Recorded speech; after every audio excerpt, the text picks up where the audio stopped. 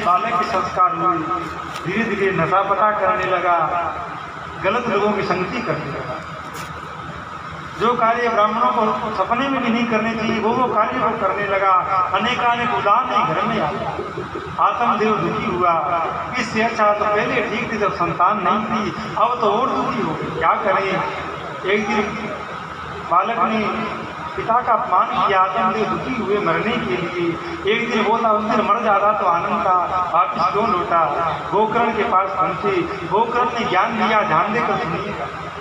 गोकर्ण गीता के नाम से ये प्रसंग आता है। गोकर्ण ने कहा पिताजी, कोई किसी को दुखी नहीं करता, कोई किसी को सुखी नहीं करता। हमारे कर्म ही, हमारी आसक्ति, हमारी ममता ही हमको सुखी करती है, हमको दुखी करती है।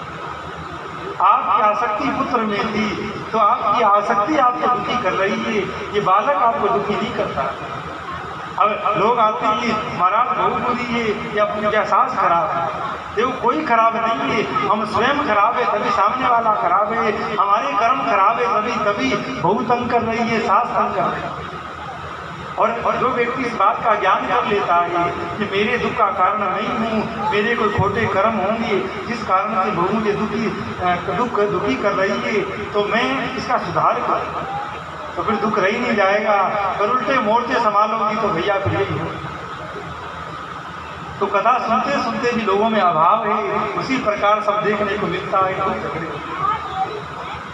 तो गोकर्ण ने खूब समझाया, आत्मदेव को कुछ ज्ञान दस्त हुआ, वन में चली गई, भागवत के 10वें स्कंद का आश्रय लेकर के साधन किया और भगवान की प्राप्ति करी। इधर गोकर्ण भी पढ़ने के लिए काशी चले गए। अब धुंधकारी बचाव धुंधली, अनेकानेक वेश्याओं के पास जाने लगा, पूरा उसका आचरण भ्रष्ट हो गया। और माँ से धन मांगा कि माँ बता धन कहाँ है, पिताजी गए थे तेरे को बताकर गए होंगे, मुझे धन दे। धुंधली ने कहा बेटा जो कुछ था सब तू बेच आया, अब मैं धन कहाँ से लाऊं। कहा नहीं मुझे धन देने का पीटूंगा। उसके पुत्र की पीटने की भय से जाकर कुआं में गिर गई और मर गई। अब देखो तो धुंधली होगी, बाकी यही गई होगी। और जो आत्मदेव ब्राह्मण की तरह भजन करता है, विचार करता है, उसको भगवान की प्राप्ति होती है। अब ध्यान दीजिएगा, धुंधकारी स्वतंत्र हो गया। 5 वेश्याओं के यहाँ जाता था, अब तो जाता था घर खाली हो गया, घर में ही गया। और अनेकानेक राजा महाराजाओं के चोरी करता, खूब धन लाकर वेश्याओं को देता।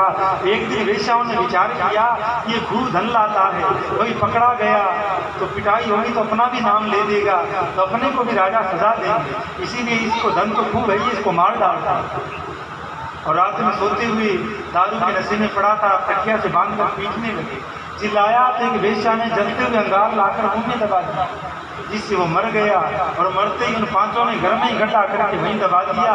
और कुछ दिन तो कहती रही बाहर गए आएंगे वहाँ गए, और उसके बाद वो भी